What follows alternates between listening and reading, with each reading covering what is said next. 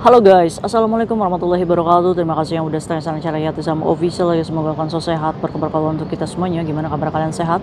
Alhamdulillahirobbilalamin. Guys, sama waras masya Allah. Kasih mendoakan yang lagi sakit Allah sehatkan. Teman guys yang berjuang untuk rumah majikan tentunya diberikan kekuatan sampai finish. Teman guys yang bahagia juga tentunya jangan lupa bersyukur. Kalian lagi pada ngapain cuy? Sehat. Wis. Semakin hari banyak kisah-kisah pekerja migran ya cuy ya, yang dagdikser, ada yang lucu, ada yang yang mengerikan ya. Penjara Hongkong rame karena pekerja migran Indonesia keciduk jual akun. Aduh, sekarang imigrasi sudah mengetatkan ya cuy ya peraturan, bahkan ada yang ketangkep saat di warungnya majikannya ya kan, tiba-tiba paspor sama uang jaminannya dikembalikan. Bahasa imigrasi itu udah selesai penyelidikannya ya kan, tapi kita ketar-ketir gitu, apakah nanti ke depannya visa itu kita akan turun gitu kalau pindah majikan. Nah, ini adalah rahasia imigrasi. Mungkin imigrasi punya taktik tersembunyi ya cuy ya. Nah, ini yang menjadikan ketakutan kita, walaupun dokumen kita dikembalikan gitu, takutnya visa kita refuse ya cuy ya, karena sudah mendapat panggilan imigrasi. Mungkin imigrasi memberikan aturan kalau sudah dipanggil imigrasi refuse gitu. Coba ada nggak sih di sini ya teman-teman Kaisam ya yang pernah dilaporkan ke imigrasi terus adanya panggilan imigrasi terus pindah majikan visanya turun? Ada nggak kasusnya seperti itu? Mungkin kalian mengalami, bisa menjadikan share untuk teman-teman kita yang mengalami kejadian seperti ini tuh biar tenang gitu hatinya ya. Tapi kayak Tisam hanya meworo-woro dari cerita ini supaya teman KSM itu tidak melakukannya. Karena apa? Karena penurunan visa itu adalah rahasia imigrasi gitu cuy. Walaupun imigrasi menenangkan kita gitu kan, tenang aja Cece, tiba-tibanya refuse. Nobody knows. Maka dari itu hindarilah apapun itu bentuk pelanggaran, termasuknya kerja part time yang mau KSM ceritakan ini. Kaisam itu hanya mengambil garis besar ceritanya ya, karena Kaisam tidak akan menyebutkan agensi mana, dan Kaisam juga tidak terlalu kepo agensi mana dan lokasinya di mana gitu kan. Cuma di sini menjadikan pembelajaran kita nih, jangan sampai saat kita terlena dengan bonus yang diberikan agensi gitu kan. Jadi kita itu merasa bahwa ini tuh kerjaan, kayaknya kita punya tambahan duit gitu cuy. Setiap kita membantu agensi ini mendatakan anak gitu kan, mencarikan anak, ibaratnya majikan ya, kalau dibilang sih kasarnya calo ya cuy ya. Oke, jadi ini terjadinya di salah satu agensi ya. Mungkin ada yang mendengar dan ini kisah di agensi kalian. Kaisam hanya mengedukasi untuk teman-teman yang lain supaya jangan dicontoh ya. Jadi di agensi ini cuy, semuanya tuh orang Hongkong, dimana orang Hongkong ini ya pastinya ya, agensi itu kan banyak ya yang mencari job di situ. Otomatis dia juga butuh orang Indonesia untuk membantu, memudahkan berkomunikasi dengan calon cecenya ini kan. Akhirnya ada nih 3 sekawan cuy, dimana di situ tuh dia juga agent itu cuy. Jadi setiap libur dia ini selalu main di agent tersebut, sehingga pemilik agennya ini ngomong, kamu bantuin kita dong gitu kan, jangan cuma main aja, tuh ada tuh, bantuin tuh cece-cecenya kan. Keteteran ya kalau misalkan membiodatakan kita untuk mencari agensi, pengalamannya di mana, lahirnya di mana, namanya siapa, otomatis itu kan keteteran ya cuy ya. Jadi agensi ini memberikan tugas nih kepada 3 sekawan ini untuk membantu membiodatakan, terus membantu foto ya kan, dan membantu apapun, intinya part time lah ya cuy ya, kasarnya seperti itu. Nah, Kaisam tanya berapa fee yang kamu dapat.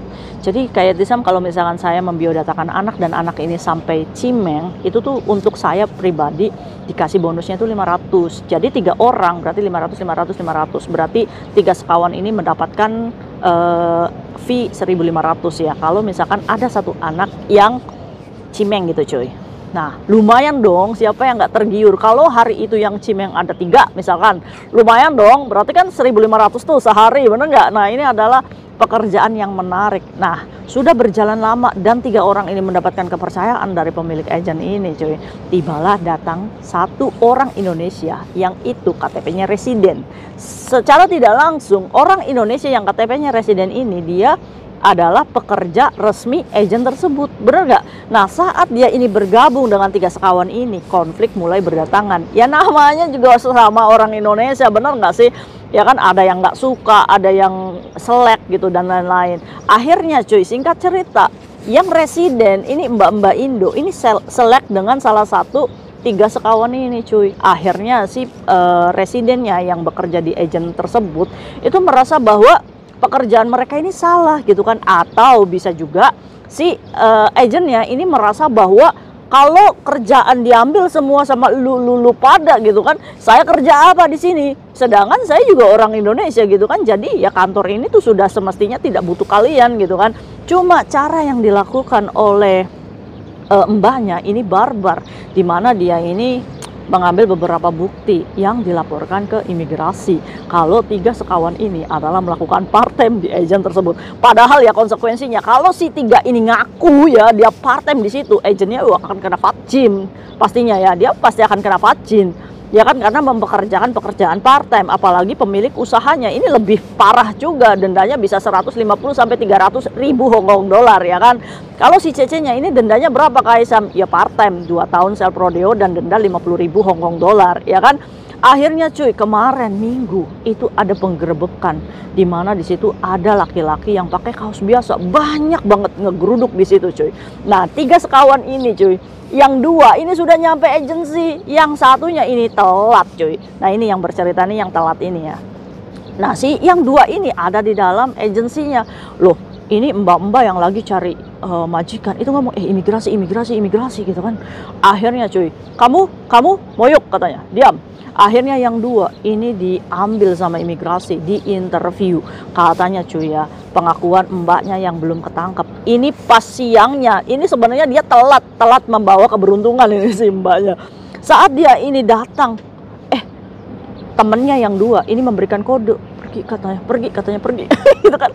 Akhirnya dia turun lagi, kayak berasa drama nggak sih, kan kita mepet tembok gitu kan, banyak imigrasi di situ. Akhirnya kita kabur lagi tuh cuy. Nah, jadi yang kena dari tiga sekawan ini adalah 2 orang yang kena kayak Isam. Yang satu ini masih checklist kayak Isam, yang satu sudah dikeluarkan dengan jaminan 1.000 sama paspor ditahan. Katanya minggu depan ini ambil lagi paspor sama jaminannya. Ini kan jadi masa investigasi. Nah, menurut temannya yang keluar, ini dia ditanya, ini kamu kenal nggak? Jadi di imigrasi itu ada 3 foto cuy.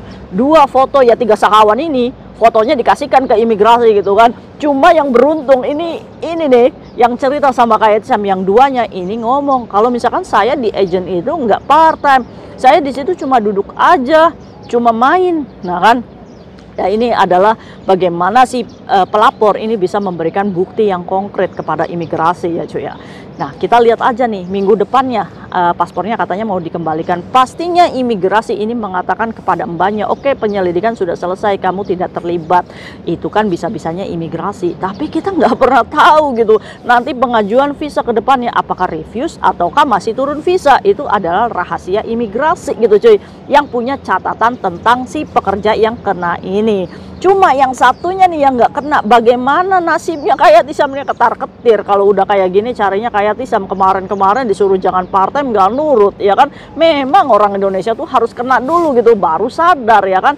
Nah, cuma cuy, si pekerja migran ini karena dia merasa dirugikan oleh yang residen tadi, katanya cuy nomor handphonenya ini di-share di media sosial, berasa bahwa orang ini calo ya, pencari pekerja ya, awas ya, hati-hati sama dia. Ini kan berarti ada dendam kusumat ya dari si pemilik agensinya. Nah, coba nih ya, barangkali aja nih ada nih ya yang laporin kemarinnya nggak terima dengan ceritanya Kaisang. Bisa nih konsul, coba bagaimana pembelaan dari mbaknya ya yang residen itu. Kenapa sih kok bisa dilaporin kayak gini? Bukannya si tiga sekawan ini menguntungkan perusahaan bisa mencari, atau jangan-jangan takut kalah saing ya kan? Nah, cuma kayak Tisam, yang satunya nih dari 3 sekawan, ini foto profilnya udah burem kayak Tisam, checklist 1. Kenapa? Nah, itu bisa jadi ada case lain, seperti mungkin jual akun atau apa, yang saat dia ketangkap ini kedetek semua kesalahan-kesalahannya dia. Itu bisa jadi ya, karena yang dari 2 yang ketangkap itu yang baru dikeluarin cuma 1 cuy, yang satunya ini nggak ada kabar, ya itu mungkin ada case yang lain ya. Nah ini ya tegurannya untuk kita semuanya. Jadi mbaknya yang nggak ketangkap sama imigrasi tapi fotonya ada di imigrasi, gimana kayak Tisam? Ngegelo aja. Ini bukan kayak Tisam itu ngebela si mbaknya, cuma di sini titik balik mbaknya jadi sadar. Nah kamu janji ya, jangan part-time, iya Kaisam saya janji nggak akan lagi. Ya udah, kan kamu juga nggak minta kan dikasih duit kan, itu kan agensinya sendiri yang ngasih kamu, yang nggak jadi masalah, itu adalah bonus, ya kan? Cuma di sini kamu harus pastikan datang langsung ke agennya, teriak di situ ngomong, ini maksudnya apa ya, kok saya dilaporkan seperti ini, saya lo bantuin kalian, nggak apa-apa marah aja kalau bisa. Ada mbaknya yang Indonesia itu, kalau misalkan memang nggak suka dengan kita di sini untuk membantu kalian lagi, ngomong lo baik-baik gitu, nggak usah kamu nusuk dari belakang gitu ngelaporin visa kerja kita gitu kan. Di sini loh kita baik sama kalian gitu aja. Tapi bukan berarti Kak Etsam mendukung kerja part time. Tapi di sini sebagai pembelajaran ya untuk agensi-agensi lain ya. Kalau misalkan kalian masih membutuhkan tenaganya si pekerja migran ini, tegur secara baik-baik. Kamu sudah ya, jangan bantu kita part time lagi ya. Kita udah ada nih staff baru nih yang dari Indonesia. Itu pun kita bisa fair gitu, terima gitu ya cuy ya. Nah ini tidak terimanya teman kita itu udah kita bantu gitu, dilaporin ke imigrasi ya. Ini adalah bentuk sial yang tidak ada di kalender.